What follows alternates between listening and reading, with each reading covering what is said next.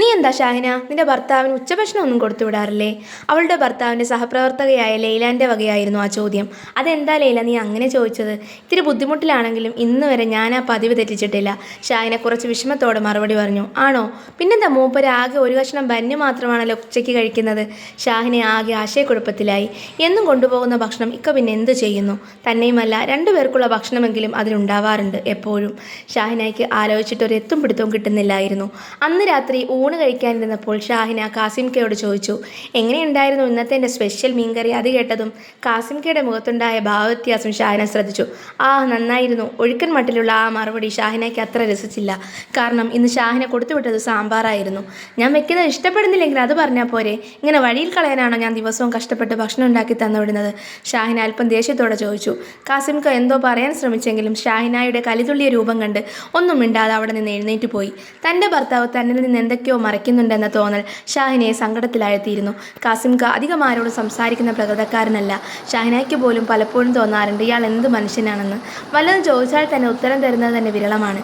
കാസിംകയ്ക്ക് എത്ര ശമ്പളമുണ്ടെന്ന് പോലും ഇതുവരെ തന്നോട് പറഞ്ഞിട്ടില്ല. പക്ഷേ ഇതുവരെ തന്നെയും കുട്ടികളെ അദ്ദേഹം വേദനിപ്പിച്ചിട്ടില്ല എന്നതുകൊണ്ട് മാത്രമാണ് ഷാഹിന പിടിച്ചു നിന്നിരുന്നത്.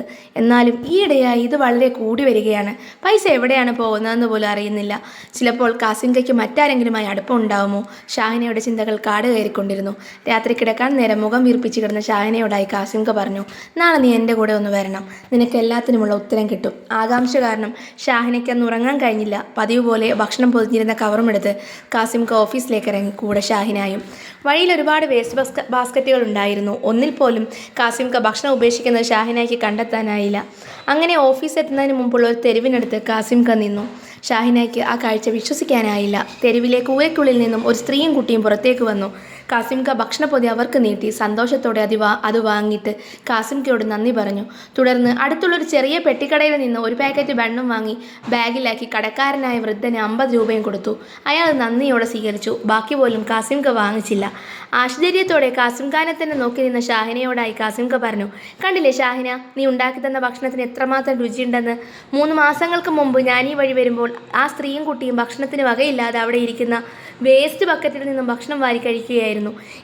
എൻ്റെ കയ്യിലുള്ള ഭക്ഷണപ്പൊതി ഞാൻ അവർക്ക് നൽകിയപ്പോൾ അവർക്കുണ്ടായ സന്തോഷം കണ്ട് എൻ്റെ കണ്ണ് നിറഞ്ഞുപോയി. പിന്നീട് ഒരിക്കലും ഞാൻ ആ പതിവ് തെറ്റിച്ചില്ല.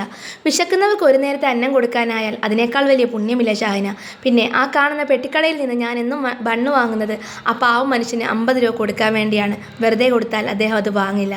ഷാഹിന, നമ്മുടെ കൺമുന്നിൽ കാണുന്നവരെയാണ് നാം ആദ്യം സഹായിക്കേണ്ടത്. ഇനിയും നിനക്ക് എന്നോട് ദേഷ്യമുണ്ടെങ്കിൽ നിനക്ക് നിൻ്റെ ഇഷ്ടം പോലെയാകാം. ഇത്രയും ദയാലുവായ അദ്ദേഹത്തെ തെറ്റിദ്ധരിച്ചത് ഷാഹിനയ്ക്ക് അതിയായ വിഷമം തോന്നി. എന്നോട് ക്ഷമിക്കണം ഇക്ക, ഒന്നും ഞാൻ അറിഞ്ഞിരുന്നില്ല. നിറകണ്ണുകളോടെ അവൾ തിരികെ അവളുടെ വീട്ടിലേക്ക് യാത്രയായി. ഈ കഥ ഇഷ്ടപ്പെട്ടാൽ ലൈക്കും ഷെയറും ചെയ്യുക.